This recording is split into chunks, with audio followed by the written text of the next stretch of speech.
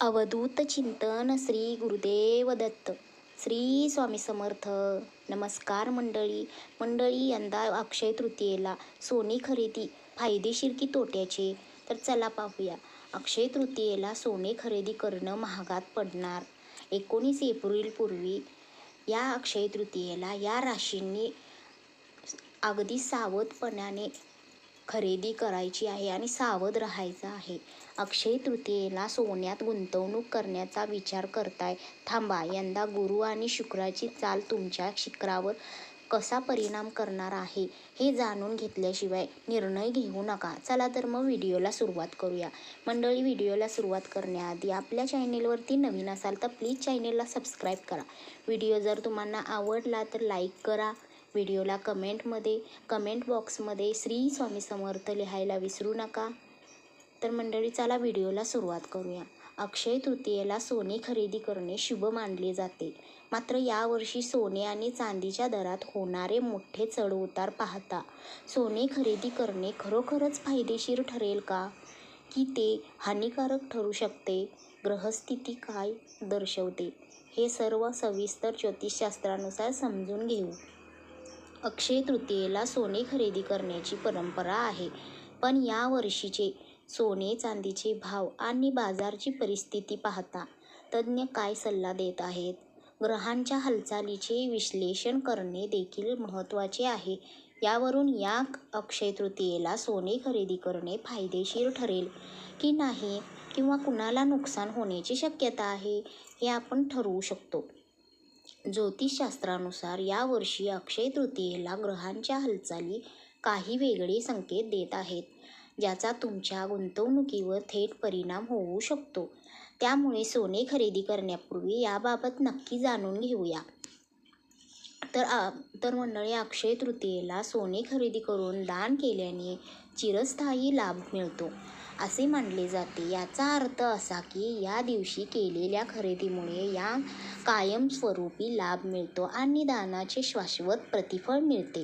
गेल्या काही महिन्यात सोने आणि चांदीच्या दरात झालेल्या मोठ्या चढउतारामुळे यावर्षी योग्य विचार न करता सोने आणि चांदी खरेदी करणे टाळावे. तर ज्योतिषशास्त्रानुसार अक्षय तृतीया नेहमीच धन समृद्धी आणि शुभ सुरुवातीचे प्रतीक मानली जाते. तर 2026मध्ये म्हणजे अक्षय ह्या 2026मध्ये या दिवशी सोने खरेदी करणे हे केवळ परंपरेच नव्हे तर ग्रहस्थीवरही अवलंबून असेल. जर ग्रहस्थिती संतुलित असेल तर सोने आणि चांदी खरेदी केल्याने दीर्घकालीन लाभ मिळू शकतो. तर ग्रह प्रतिकूल असल्यास घाईने घेतलेल्या निर्णयामुळे नुकसान होऊ शकते. अक्षय तृतीया.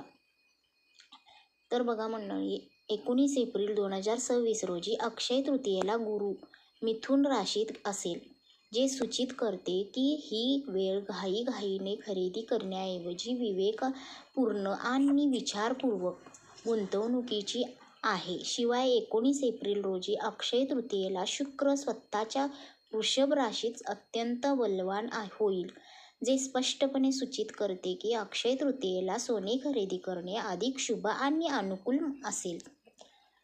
मेष राशीतील सूर्याची उच्च स्थिती निर्णय क्षमतेला बळ देत असली तरी ती आत्मविश्वास टाळण्याची गरजही दर्शवते.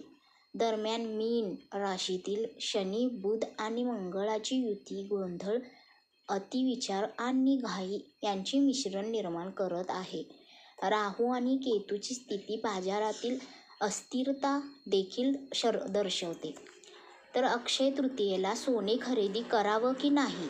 ग्रहांची हालचाल आणि त्यांचे संकेत लक्षात घेता तुम्ही 19 एप्रिल रोजी अक्षय तृतीयेला सोने खरेदी करू शकता. मात्र ती एक दीर्घकालीन गुंतवणूक आहे असे समजा. दागिन्याऐवजी शुद्ध सोने खरेदी करणे अधिक चांगले आहे, असा सल्ला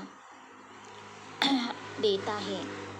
ग्रहांच्या स्थितीनुसार दीर्घकालीन गुंतवणुकीसाठी सोने खरेदी करणे हा एक चांगला आणि स्थिर पर्याय असेल. गुरु आणि शुक्राचा पाठिंबा असं दर्शवतो की या गुंतवणुकीतून भविष्यात नफा मिळू शकतो. अल्पकालीन सोन्याच्या गुंतवणुकीत चढ उतार होऊ शकतात, मात्र नजीकच्या भविष्यात हळूहळू वाढ होण्याची दाट शक्यता आहे. तर मंडळी, या राशींना सोने खरेदी करणे शुभ मानले जाते. तर त्या कोणत्या राशींना शुभ मानले जाते सोने खरेदी करणं?